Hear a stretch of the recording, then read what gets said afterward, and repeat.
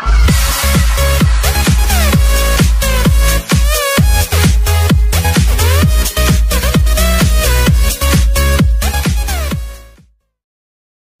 Number 150తో megastar Chiranjeevi reentry సాఫీగా సాగిపోయింది.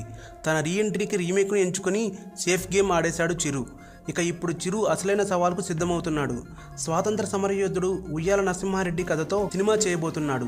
చిరంజీవి సినిమాల నుంచి బ్రేక్ తీసుకోవడానికి ముందు చాలా ఏళ్ల పాటు కమర్షియల్ సినిమాలే చేశాడు. ఆయన ప్రయోగాలు మానేసి చాలా కాలమైంది. 90ల నుంచి మాస్ మసాలా సినిమాలకే పెద్దపీట వేస్తూ వచ్చాడు. కానీ ఇప్పుడు ఖైదీ నెంబర్ 150 లాంటి సినిమాలు మళ్ళీ చేస్తే జనాలు చూసే పరిస్థితి ఉండదు. అందుకే ట్రెండ్కు తగ్గట్లుగా భిన్నమైన సినిమా చేయబోతున్నాడు చిరు. ఈ సినిమాతో మెప్పించడం ఖచ్చితంగా సవాలే. అయితే ఉయ్యాలవాడను సెట్స్ మీదకి తీసుకెళ్లే ముందు పెద్ద ఎత్తునే కసరత్తు చేస్తుంది. దర్శకుడు సురేందర్ రెడ్డితో పాటు దాదాపు 1/2 మంది ఈ స్క్రిప్ట్ను తీర్చిదిద్దే పనిలో ఉండటం విశేషం. ఈ చిత్రానికి కథ అందించింది పరుచూరి బ్రదర్స్ సంగతి తెలిసిందే. కొన్నాళ్ళ కిందటే వాళ్ళిద్దరూ డైలాగ్ వర్షన్తో సహా స్క్రిప్ట్ రెడీ చేశారు. అయితే పరుచూరి సోదరులు ఈ ట్రెండ్కు తగ్గట్లు డైలాగులు రాయలేరని, కేవలం కథ వరకు తీసుకుని ఈ తరం రచయితలకు పూర్తి స్థాయిలో స్క్రిప్ట్ రెడీ చేసే బాధ్యతలు అప్పగించారు.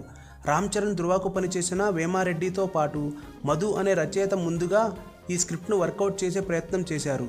తరువాత ఈ మధ్యకాలంలో బాగా రైజ్ అయిన సాయి మాధవ్ బుర్రా వీళ్లకు కలిశాడు. సినిమాలో మెజారిటీ డైలాగ్స్ రాస్తున్నది అతనే. ఇప్పుడు తాజాగా మరో రచయిత కూడా ఈ టీంకు కలిసినట్టు సమాచారం.